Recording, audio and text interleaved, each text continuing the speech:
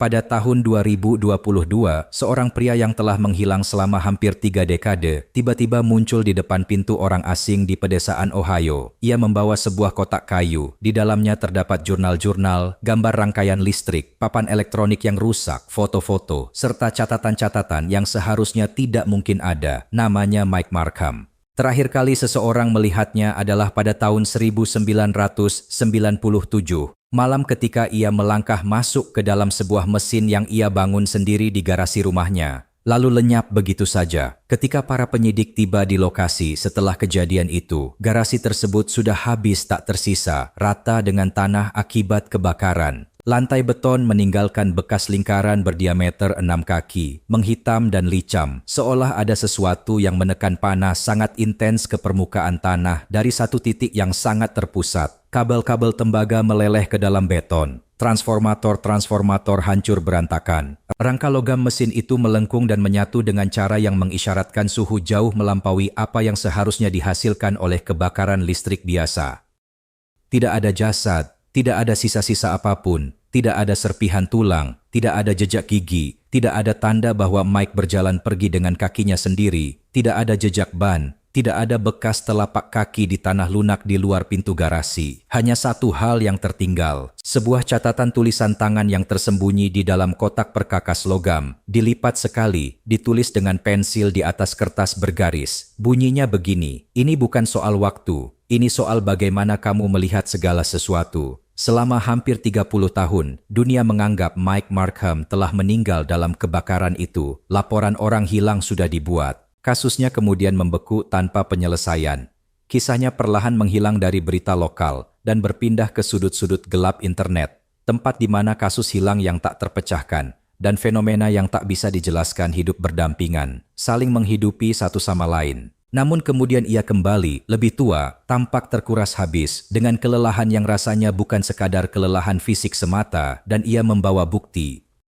Bukan bukti perjalanan waktu, melainkan sesuatu yang jauh lebih mengkhawatirkan, sesuatu yang membuat perjalanan waktu terasa sederhana jika dibandingkan. Karena menurut Mike, mesin itu tidak membawanya ke masa lalu maupun masa depan. Mesin itu mengubah hubungannya dengan realitas itu sendiri. Dan apa yang terjadi padanya selama bertahun-tahun yang hilang, itulah alasan mengapa kisah ini harus dimulai dari momen pertama kali ia menemukan sesuatu yang seharusnya tidak pernah ia pahami. Penemuan itu, Mike Markham tidak berasal dari laboratorium universitas manapun. Ia tidak memiliki dana dari pemerintah, tidak ada tim fisikawan yang memeriksa perhitungannya dan memperingatkannya kapan harus berhenti. Ia adalah seorang pria dari pedesaan Missouri dengan sebuah obsesi yang telah mengikutinya sejak masa kecil, listrik. Pada dekade 70-an dan 80-an, Mike adalah tipe anak yang membongkar apa saja yang bisa ia dapatkan. Radio, peralatan rumah tangga, motor, televisi tua, apapun yang memiliki papan sirkuit atau gulungan kawat. Ia mengumpulkan onderdil dari tempat rongsokan, membaca buku-buku elektronik dari perpustakaan umum hingga halamannya menjadi lusuh, dan membangun mesin-mesin di garasi orang tuanya yang memercikan bunga api, berdengung, dan kadang gagal dengan cara yang cukup dramatis hingga memutus aliran listrik di seluruh rumah. Bagi kebanyakan orang, itu terlihat seperti hobi berbahaya yang dilakukan oleh seorang anak yang tidak menyadari risikonya. Namun bagi Mike, itu adalah sebuah bahasa. Listrik berbicara kepadanya dengan cara yang tidak bisa dilakukan oleh manusia manapun. Listrik itu konsisten, ia mengikuti aturan. Dan ketika ia berhasil membangun sesuatu dengan benar, listrik merespons dengan ketepatan yang tidak pernah ditandingi oleh hal lain manapun dalam hidupnya.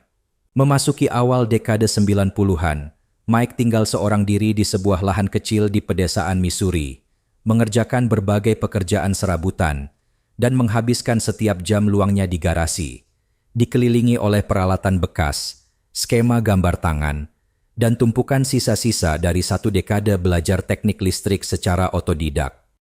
Ia tidak memiliki gelar, tidak ada kredensial, tidak ada afiliasi dengan lembaga manapun. Apa yang dimilikinya adalah kepekaan terhadap medan elektromagnetik yang nyaris seperti naluri alami, ditambah keberanian untuk mendorong eksperimennya jauh melampaui batas yang biasanya membuat seorang fisikawan terlatih berhenti dan meminta bantuan. Dan suatu waktu di awal tahun 90-an, saat bekerja sendirian di garasi itu larut malam, bahasa itu menjawabnya dengan cara yang tidak diduga siapapun. Ia telah merakit sebuah tangga Jacob, 2 batang logam berbentuk huruf V. Tegangan tinggi mengalir di antaranya. Busur listrik yang terang memanjat ke atas sebelum putus dan memulai lagi dari bawah. Bukan peralatan langka, jenis alat yang biasa dipakai di ruang kelas dan demonstrasi sains. Sesuatu yang seharusnya tidak menghasilkan apapun selain tampilan visual dan bau ozon yang menyengat. Namun suatu malam, Mike menambahkan sesuatu yang tidak biasa, sebuah penunjuk laser murah, jenis yang bisa dibeli di toko elektronik mana saja dengan harga beberapa dolar saja. Ia mengarahkan sinarnya agar melewati tepat di tengah busur yang memanjat itu.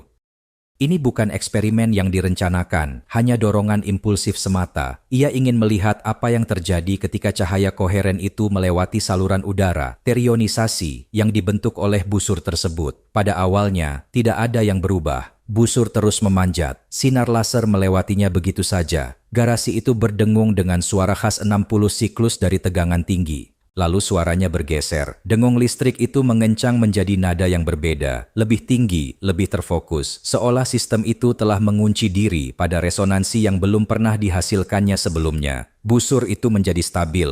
Alih-alih memanjat dan putus dalam ritme normalnya, ia menarik diri ke dalam, bertahan di posisinya, lalu mulai berputar dalam spiral lambat yang belum pernah Mike lihat pada konfigurasi tangga Jacob manapun. Kemudian Mike melihat ring besi itu, sebuah ring baja kecil yang tergeletak di meja kerja dekat dasar perangkat, di dalam apa yang kemudian ia sebut sebagai medan. Dalam sepersekian detik, benda itu berkedip, bukan bergerak, bukan ditarik oleh magnetisme, bukan pula didorong oleh perpindahan udara. Benda itu ada, lalu menghilang, lalu muncul kembali. Seolah ada seseorang yang memotong satu frame dari kenyataan, lalu menyambung ulang filmnya seakan tidak ada yang terjadi. Mike sampai menahan napas. Ia meletakkan berbagai benda lain di dekat batang-batang logam itu, sekrup, koin, potongan-potongan kecil logam. Dan sesekali ketika sudut laser, tegangan listrik, serta konfigurasi busur listrik bertemu pada kombinasi yang benar-benar tepat, benda itu akan lenyap hanya sekejap mata, tanpa kilatan, tanpa ledakan, tanpa gerakan yang terlihat, hanya ketiadaan, sebuah ruang kosong kecil tempat materi itu sebelumnya berada. Kemudian benda itu kembali muncul, persis di tempat semula, seolah kenyataan telah mengoreksi dirinya sendiri dan berharap tidak ada yang memperhatikan. Tapi Mike memperhatikan. Udara tercium tajam seperti bau ozon. Namun, ada sesuatu yang lain di baliknya. Seperti logam, dingin, sesuatu yang membuat kulitnya menegang dan bulu di lengannya berdiri. Bukan karena muatan listrik statis. Rasanya lebih bersifat biologis. Seperti tubuhnya bereaksi terhadap sesuatu yang belum sempat diproses oleh pikirannya. Itulah malam ketika kehidupan Mike Markham terbelah menjadi 2 bagian. Sebelum medan itu dan sesudahnya. Ia tidak tahu apa yang telah ia temukan. Ia tidak punya kata-kata untuk menggambarkannya, tidak pula memiliki bekal ilmu untuk menganalisisnya. Namun satu hal ia yakini sepenuhnya. Ini nyata. Dan ia butuh seseorang yang mendengarnya sebelum ia mulai meyakinkan diri sendiri bahwa ia sedang kehilangan akal sehat. Panggilan telepon itu. Pada bulan Januari 1995, Mike Markham menelepon Coast to Coast AM. Program radio larut malam yang dipandu oleh Art Bell itu telah menjadi tempat berkumpulnya hal-hal yang mustahil. Kisah-kisah tentang penghilangan misterius, perjumpaan dengan UFO, eksperimen rahasia pemerintah, ilmu pengetahuan pinggiran, dan fenomena yang tak jelaskan. Art sudah mendengar semuanya. Ia adalah pewawancara yang terampil, dengan naluri tajam untuk memisahkan yang sungguhan dari yang sekadar pertunjukan. Dan ia telah membangun audiens setia yang mempercayai penilaiannya soal penelepon mana yang layak untuk disimak. Mike tidak terdengar seperti seseorang yang sedang mencoba menghibur penonton. Suaranya gugup, goyah, seperti seorang pria yang berusaha menggambarkan sesuatu yang masih membuatnya takut, sesuatu yang belum sepenuhnya ia pahami, sesuatu yang ia khawatirkan akan terdengar gila begitu ia ucapkan kepada orang lain. Art dengan hati-hati terus menggalinya. Mungkinkah itu sekadar efek optik? Mungkinkah perangkat itu mendistorsi udara dan menciptakan ilusi visual? Mungkinkah panas atau ionisasi membuat benda-benda tampak lenyap padahal sebenarnya hanya terhalang sesuatu? Jawaban Mike mengubah nada percakapan itu sepenuhnya. Ia berkata bahwa ia tahu benda-benda itu benar-benar menghilang karena ia bisa merasakan medan energinya saat aktif. Garasi itu berubah. Udara terasa berat, padat, seperti ada tekanan yang sama sekali tidak ada hubungannya dengan suhu atau kelembapan. Ruang itu sendiri seperti berhenti sejenak. Segala sesuatu di dalam radius medan itu terasa berbeda, lebih lambat, lebih kental, seolah ruangan itu telah bergeser ke versi dirinya yang sedikit berbeda. Lalu ia menyebut soal hewan-hewan. Anjingnya menolak untuk mendekati garasi itu, bukan hanya saat percobaan berlangsung, melainkan setiap saat. Anjing itu tidak mau melewati ambang pintu, tidak mau masuk ke dalam bangunan itu meski Mike menggendongnya sampai ke depan pintu. Burung-burung berhenti hinggap di atap. Serangga menghindari bagian dalam ruangan itu. Makhluk hidup bereaksi terhadap sesuatu di dalam ruang itu, bahkan sebelum Mike sendiri sepenuhnya memahami apa yang sedang dilakukan oleh medan energi tersebut.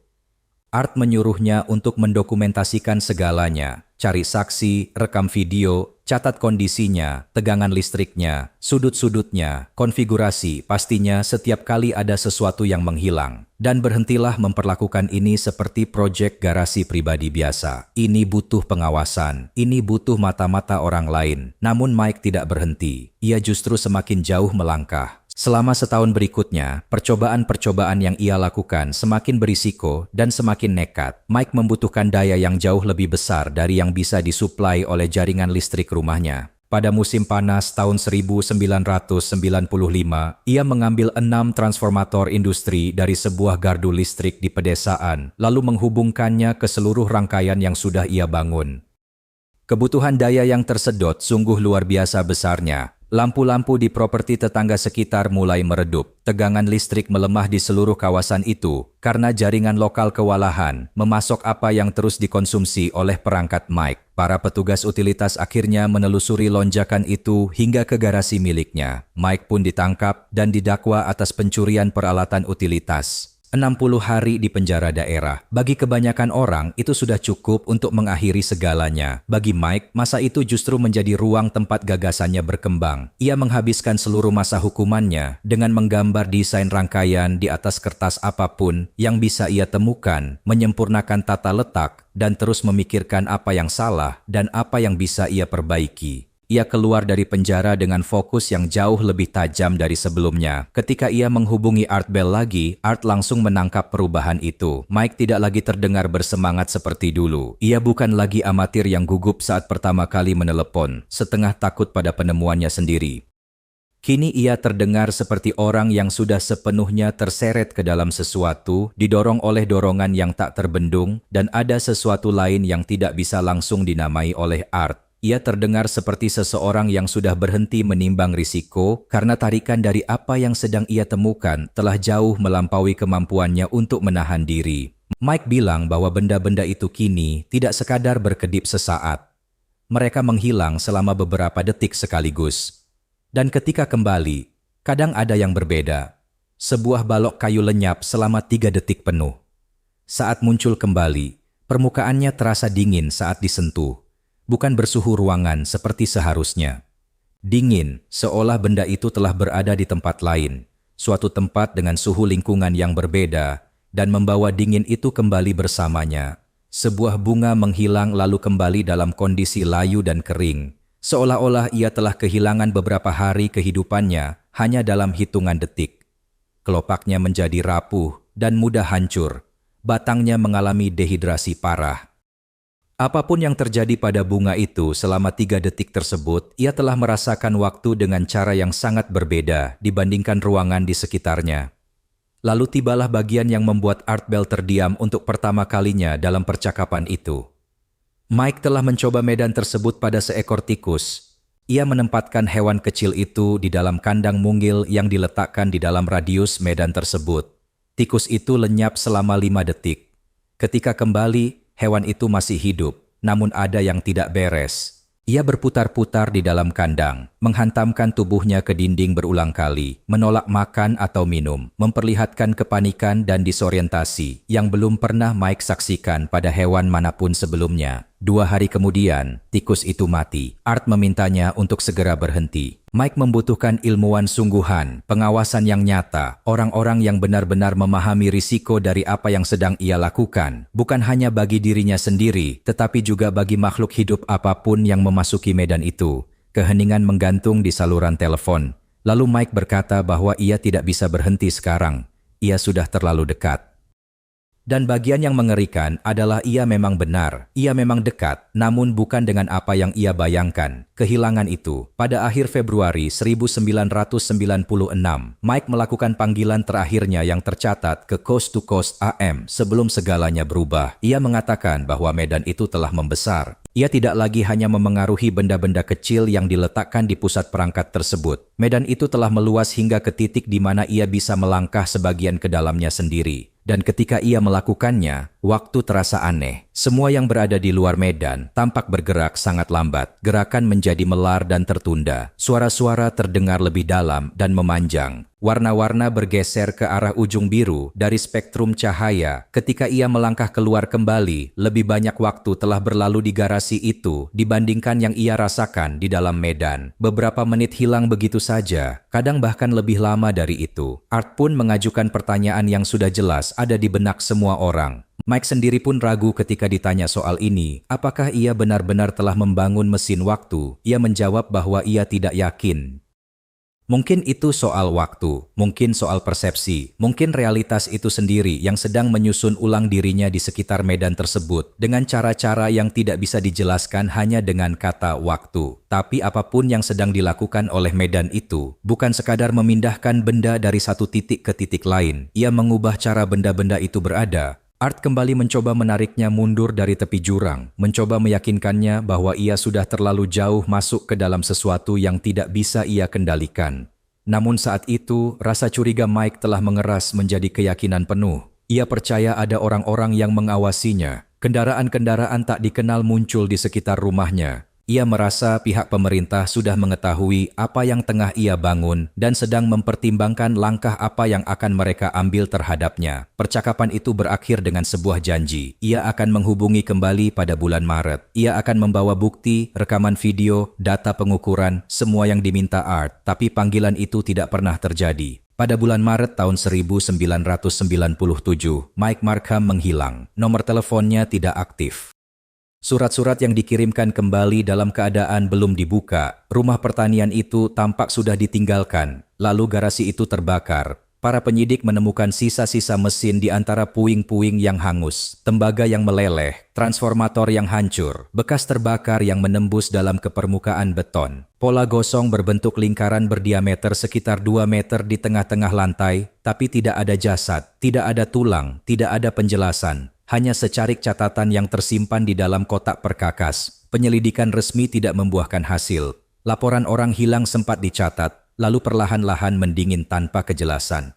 Kisah ini pun memudar dari dunia nyata dan berpindah sepenuhnya ke dunia maya, tempat Mike Markham kemudian menjadi semacam legenda. Lalu pada tahun 1998, legenda itu mengambil arah yang lebih aneh. Seorang peneliti internet menemukan guntingan koran lama bertanggal tahun 1930.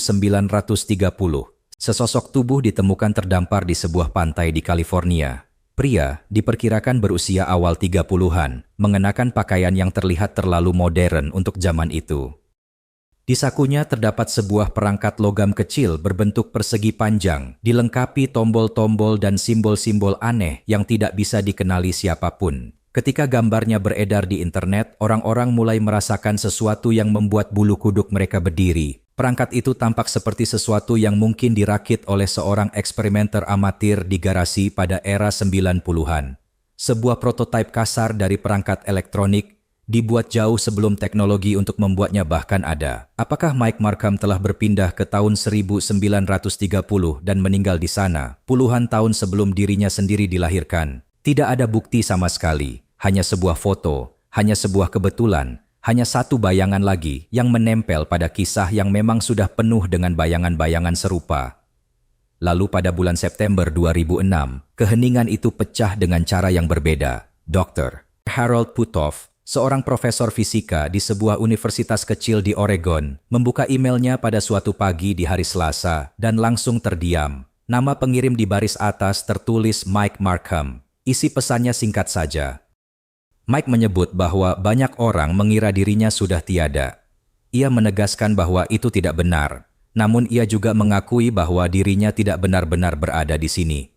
Ia melampirkan diagram sesuatu yang ia sebut sebagai kerangka stabilisasi vortex generasi ketiga dan memperingatkan Putov agar tidak mencoba membangunnya, melainkan hanya mempelajarinya saja. Lampiran-lampiran itu jauh melampaui apapun yang pernah Mike ungkapkan secara terbuka sebelumnya. Ada tata letak sirkuit, persamaan medan, peringatan tentang dampak biologis akibat paparan berulang terhadap medan tersebut, serta catatan rinci mengenai efek neurologis yang teramati pada subjek percobaan. Efek-efek itu sangat mirip dengan apa yang pernah terjadi pada tikus bertahun-tahun sebelumnya, namun kali ini dijelaskan dengan bahasa teknis yang jauh lebih canggih dibandingkan yang pernah Mike gunakan dalam penampilan-penampilan radionya. Putov mencoba membalas email tersebut. Pesannya tidak terkirim dan langsung kembali. Ia melacak asal pesan itu ke sebuah terminal komputer di perpustakaan umum di Kauai, Hawaii. Para staf perpustakaan tidak mengingat siapapun yang penampilannya sesuai dengan deskripsi Mike. Lagi-lagi jalan buntu, lagi-lagi jejak dari seorang pria yang seolah hanya hadir dalam serpihan-serpihan kecil. Dan kemudian, 16 tahun berselang, Mike muncul kembali. Pada Oktober 2022, Andrew dan Melanie Carter sedang merenovasi sebuah rumah pertanian tua di pedesaan Ohio. Ketika Melanie mencabut insulasi dari dinding loteng, tangannya menyentuh sesuatu yang keras di balik rangka dinding. Sebuah kotak kayu, berat, berdebu, sengaja disembunyikan di tempat yang tidak akan mudah ditemukan siapapun. Di atasnya terdapat label tulisan tangan yang sudah memudar. M. Markham, jangan dibuka sampai waktunya tiba. Di dalamnya terdapat jurnal-jurnal berisi catatan, diagram rangkaian, tanggal dan peringatan yang membentang dari tahun 1995 hingga 2021. Dokumentasi selama 26 tahun, papan sirkuit yang tersegel dalam kantong antistatis, serta sebuah foto Polaroid yang memperlihatkan seorang pria berdiri di samping rangka logam besar berbentuk cincin di sebuah ruang bawah tanah yang tampak seperti bengkel. Tanggal yang tercetak pada foto itu adalah 21 Juni 2021. Di bagian belakang, dengan tulisan tangan yang sama seperti label tersebut, tertulis, "Itu berhasil, tapi tidak seperti yang kubayangkan." Lalu mereka menemukan sesuatu yang jauh lebih aneh. Salah satu jurnal memuat alamat lengkap rumah pertanian yang kini mereka tinggali. Di sampingnya ada sebuah catatan, stabilitas medan magnet, optimal, lokasi penyimpanan yang aman. Mereka akan menemukannya ketika saatnya tiba. Mereka kemudian memposting cerita tentang kotak itu secara daring. Kisah itu menyebar dengan cepat. Orang-orang yang telah mengikuti kasus Markham selama puluhan tahun mulai menghubungi mereka. 3 minggu kemudian, ponsel Andrew berdering. Tanpa identitas penelepon, suara di ujung sana terdengar lebih tua, lelah, dan berat. Namun bagi siapapun yang pernah mendengar rekaman lama, Coast to Coast, suara itu sangat mudah dikenali. Pria itu mengaku sebagai Mike Markham. Ia bilang sudah mendengar bahwa mereka menemukan kotaknya, dan ia meminta izin untuk datang menjelaskan apa yang sebenarnya terjadi. Ia tiba di rumah pertanian keluarga Carter pada suatu malam Oktober yang dingin, berusia 59 tahun, tepat sesuai usia yang seharusnya jika ia menjalani hidup secara normal sejak tahun 1997.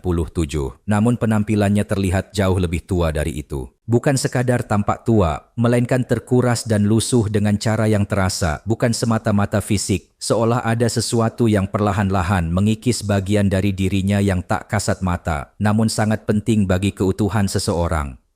Selama beberapa jam berikutnya, sambil duduk di meja dapur mereka, ia menceritakan apa yang ia klaim sebagai kejadian sesungguhnya. Dan apa yang ia gambarkan bukanlah perjalanan waktu. Itu adalah sesuatu yang jauh lebih aneh dan jauh lebih menggelisahkan. Ia berkata bahwa mesin itu tidak memindahkannya ke masa lalu maupun masa depan. Mesin itu mendesinkronisasinya. Itulah kata yang ia gunakan. Ia mengatakan dirinya tetap berada di dunia yang sama, tempat-tempat yang sama, urutan kejadian yang sama, namun tidak selaras dengan orang-orang di sekitarnya, seperti radio yang sedikit meleset dari frekuensinya. Musiknya ada, tapi terasa jauh, kabur, sulit untuk ditangkap. Ia menceritakan malam kejadian kebakaran di bulan Maret 1997. Mesin generasi ketiga itu akhirnya stabil. Medan energinya bertahan mantap untuk pertama kalinya. Tidak berkedip, tidak berdenyut, melainkan terjaga terus-menerus. Dalam sebuah momen yang penuh keyakinan tanpa perhitungan, Mike melangkah masuk sepenuhnya ke dalamnya. Tidak ada portal, tidak ada kilatan cahaya, tidak ada sensasi melayang menembus waktu, hanya keheningan yang mual, seolah seluruh dunia bergeser sedikit ke satu sisi dan meninggalkannya berdiri di ruang yang dulu ditempati dunia itu. Ketika ia melangkah keluar, beberapa jam telah berlalu.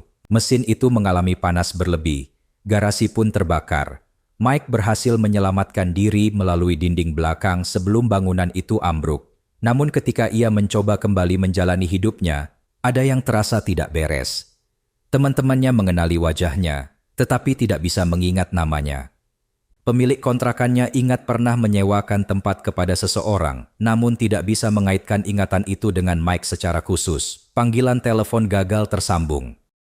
Urusan surat menyurat menjadi rumit. Percakapan seperti menguap begitu saja dari ingatan orang-orang. Hampir sesaat setelah terjadi, orang-orang akan berbicara dengannya, merespons, dan berinteraksi dengannya secara normal pada saat itu terjadi. Namun kemudian melupakan seluruh percakapan itu hanya dalam beberapa jam. Mike menjelaskan kepada keluarga Carter bahwa dirinya tidak menghilang. Ia telah menjadi sesuatu yang sulit untuk dirasakan, sulit untuk diingat, seolah pikiran manusia bisa menangkap kehadirannya secara langsung, tetapi tidak mampu menyimpannya menjadi kenangan yang bertahan lama. Ia bisa dilihat, namun tidak bisa dipertahankan dalam ingatan. Hadir secara fisik, tapi tidak meninggalkan bekas, seperti wajah yang langsung memudar begitu kamu memalingkan pandangan darinya. Dan setiap kali ia kembali mendekati mesin itu, berusaha memahami apa yang telah terjadi, mencoba membalik efeknya, kondisinya justru semakin memburuk. Setiap paparan membuatnya sedikit lebih tidak nyata di mata orang lain, sedikit lebih mudah terlupakan, sedikit lebih mudah diabaikan. Selama 25 tahun ia berkelana di pinggiran masyarakat. Pekerjaan bayaran tunai, kamar sewa sementara, tempat-tempat di mana tak ada yang membutuhkan jejak tertulis dan tak ada yang akan peduli bila mereka melupakannya keesokan paginya. Ia terus mempelajari bidang itu, terus mempertajam pemahamannya tentang apa yang sebenarnya terjadi. Dan kesimpulan yang ia temukan sangat mengganggunya. Ini tidak pernah soal waktu. Ini tentang persepsi, ingatan, pengamatan, mekanisme rapuh yang digunakan makhluk sadar untuk menegaskan bahwa seseorang itu benar-benar ada. Mike percaya bahwa mesin itu telah memutus koneksi tersebut, bukan di dalam otak orang lain, melainkan dalam cara realitas itu sendiri mencatat keberadaannya. Ia telah terlepas dari fondasi yang membuat seseorang bisa dirasakan, diingat, dan dianggap nyata. Seseorang bukan sekadar tubuh, seseorang adalah pola yang tersimpan di dalam pikiran orang-orang lain, sebuah jaringan kenangan, asosiasi, dan pengakuan, akumulasi dari setiap interaksi yang menyatakan bahwa orang ini ada, orang ini berarti, orang ini pernah hadir di sini. Mike meyakini bahwa mesin itu telah merusak kemampuannya untuk membentuk pola semacam itu. Ia masih bisa dilihat, ia masih bisa didengar. Namun kesan yang ia tinggalkan menghilang hampir seketika, seperti tulisan di atas air. Ketika keluarga Carter bertanya mengapa ia kembali sekarang, Mike berkata bahwa waktunya sudah hampir habis. Bukan waktu dalam hitungan jam, melainkan waktu yang bisa diingat. Ia percaya bahwa sebentar lagi dirinya akan menjadi sosok yang sama sekali tak bisa dipegang oleh ingatan siapapun. Hadir tapi tak terdeteksi, masih hidup, namun mustahil untuk dipertahankan dalam pikiran manusia, seperti bayangan yang berjalan di dunia yang terus-menerus melupakannya. Sebelum pergi, ia meminta 3 hal kepada mereka. Kirimkan jurnal-jurnal itu ke arsip penelitian swasta. Kunci loteng karena ada peralatan yang ia sembunyikan di sana dan masih aktif secara magnetis. Dan jangan pernah mencoba menghubunginya lagi. Lalu ia berdiri, melangkah keluar melalui pintu depan, dan lenyap ke dalam malam bulan Oktober. Soal ingatan, inilah bagian yang Andrew dan Melanie Carter akui masih belum bisa mereka jelaskan sepenuhnya. Begitu Mike meninggalkan rumah itu, mereka harus benar-benar berkonsentrasi hanya untuk mengingat wajahnya. Bukan keesokan harinya, bukan beberapa hari kemudian. Langsung saat itu juga, wajahnya mulai mengabur seperti air yang lolos dari genggaman tangan terbuka. Warna jaketnya, bentuk tangannya, suaranya yang khas, irama dan cara bicaranya yang tadi memenuhi dapur mereka selama berjam-jam, semuanya mulai menghilang. Melanie langsung meraih buku catatan dan menulis secepat yang ia bisa. karena ia merasakan ingatan itu luruh bahkan saat masih terasa segar, bukan memudar seperti kenangan biasa yang perlahan menghilang dalam hitungan minggu atau bulan, melainkan terkikis secara aktif, seolah ada sesuatu yang menarik informasi itu keluar dari benaknya secara langsung. Andrew berdiri di dapur, berusaha mengingat kembali suara pria yang baru saja duduk di hadapannya kurang dari sejam yang lalu. Ia tidak bisa. Ia masih ingat bahwa pria itu telah berbicara. Ia masih ingat isi dari apa yang disampaikan. Namun pengalaman inderawi mendengar suara itu sendiri, tekstur, nada, dan kualitasnya sudah lenyap begitu saja. Dalam waktu kurang dari 1 jam, mereka sudah membaca catatan tulisan tangan mereka sendiri, seolah itu adalah dokumen yang ditulis oleh orang lain. Mereka mengenali tulisan tangannya. Mereka mengenali kertasnya.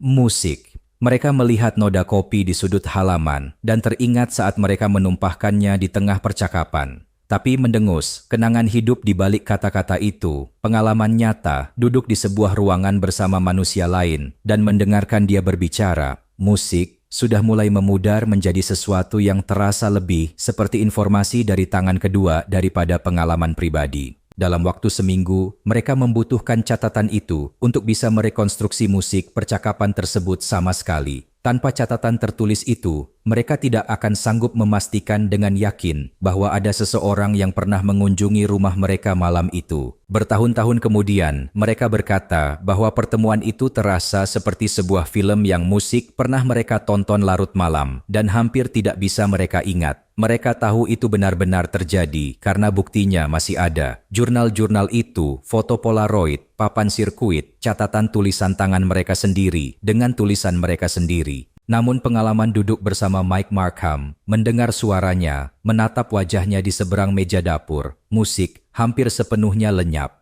Itulah mendengus, yang disebut Mike sebagai unmemory. Bukan sekadar melupakan, melainkan sesuatu yang jauh lebih dalam, sebuah penghapusan perlahan atas kehadiran seseorang dari benak orang-orang yang pernah berjumpa dengannya. Sementara bukti fisik keberadaan orang itu masih musik ada di depan mata, artefak-artefaknya tetap bertahan, namun orangnya musik perlahan lenyap. Itulah mengapa kasus Mike Markham sebenarnya bukan kisah tentang perjalanan waktu. Ini tentang sesuatu yang jauh lebih mengusik. Apa yang membuat seseorang itu nyata? Apakah tubuhnya, namanya, catatan pemerintah dan jejak dokumennya? Ataukah kemampuan orang lain untuk merasakan kehadirannya, mengenalinya, dan membawanya terus hidup di dalam ingatan mereka? Apakah keberadaan seseorang itu sebuah fakta fisik? Ataukah ia merupakan sesuatu yang tercipta bersama? Sesuatu yang membutuhkan saksi agar terus bertahan?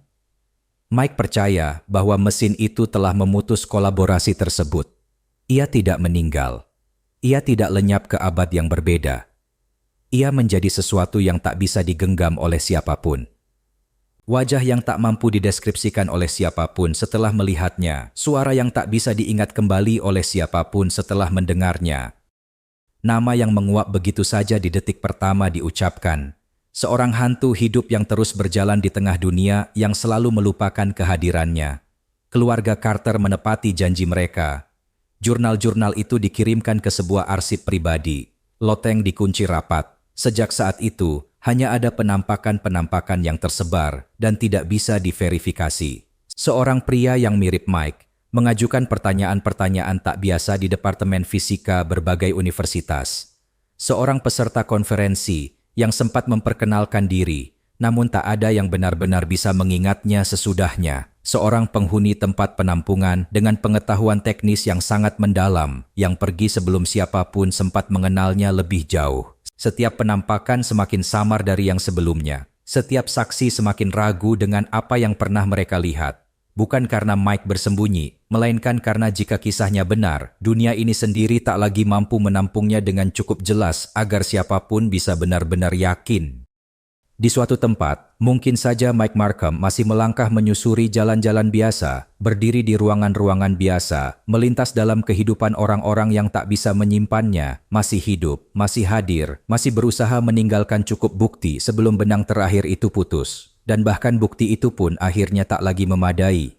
Mesin itu berhasil bekerja, namun tidak seperti yang ia bayangkan. Ia tidak menaklukkan waktu, ia tidak membuka pintu ke masa lalu, atau menyerahkan masa depan ke tangannya. Yang dilakukannya adalah merampas satu hal yang tidak bisa ditanggung kehilangannya oleh siapapun, kemampuan untuk tetap nyata di benak orang lain. Mike Markham tidak berhasil menemukan cara untuk melintasi waktu. Ia menemukan cara untuk lenyap dari ingatan, dan kenyataan menghukumnya atas itu.